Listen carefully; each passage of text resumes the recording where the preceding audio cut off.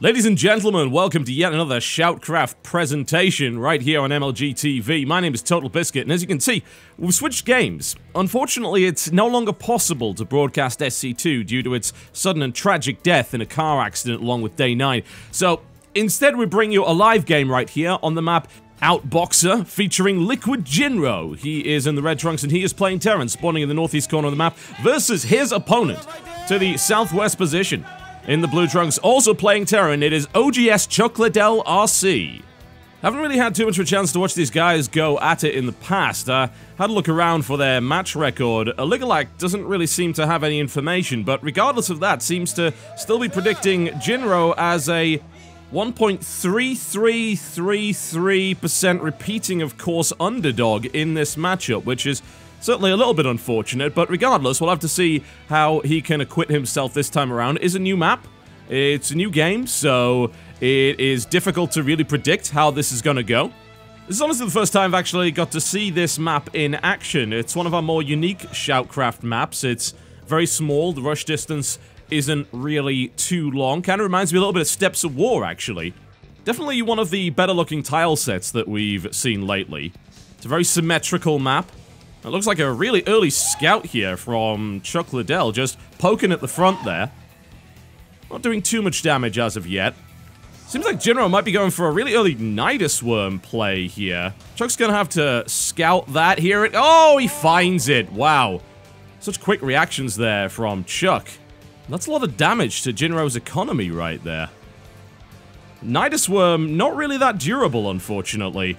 And that's going to be a bit of a surprise for Jinro there, honestly. He's the kind of guy that has his Nidus Worm untouched for quite a long period of time. He's able to get the maximum effectiveness out of it once it's ready.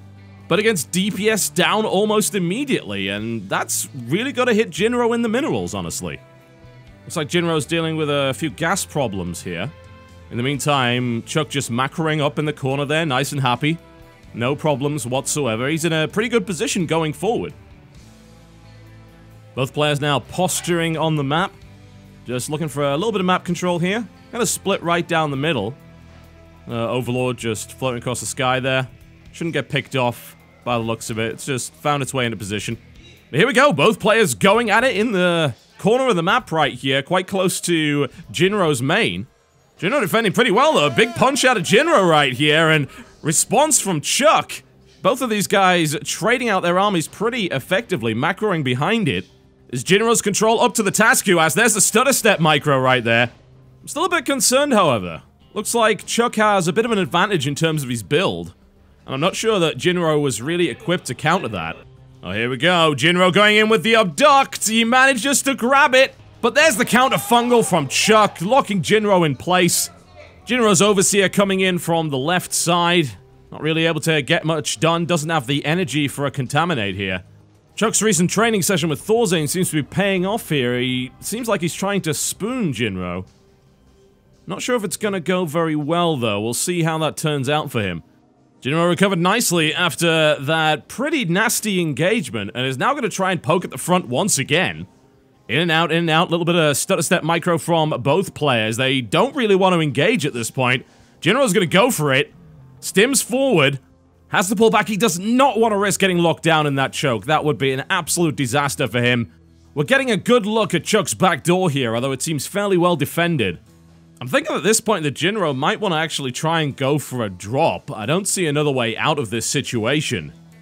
And he's looking for a way in, but he doesn't find it.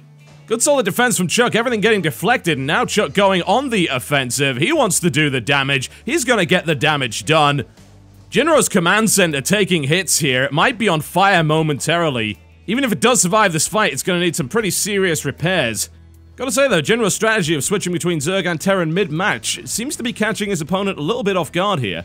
Oh, behold that thought. We've got a skirmish in the center of the map here. Beautiful storms! And both of them researching Cloak by the looks of it. Bit of a surprise for both players, I think, as they went into that engagement. Now the energy's gone. Big shout out to our observer Adebisi for his excellent camera work here. Absolutely fantastic observation skills. And for the first time in this game, Chuck looks like he's locked down, but no, he goes for it. That upgrade advantage really seems to be paying off here for Chuck, and Jinro falls back to his spine for safety. Oh, it looks like Chuck might try to snipe the Nidus again. Maybe? No, just gonna go for a straight-up attack here. Things are looking a little bit desperate. Jinro might have to pull the drones to hold this one off. And here we go, the potentially final engagement in this matchup between these two. Chuck going in right here appears to be doing very little whatsoever, but I'm sure he'll do something interesting in a minute. There he goes, going in for the natural. It really seems like Jinro being completely outclassed here in the late game, right here on Outboxer. Drones come off the line, the last building is about to fall, and there's the GG. Chuck takes the series 1-0.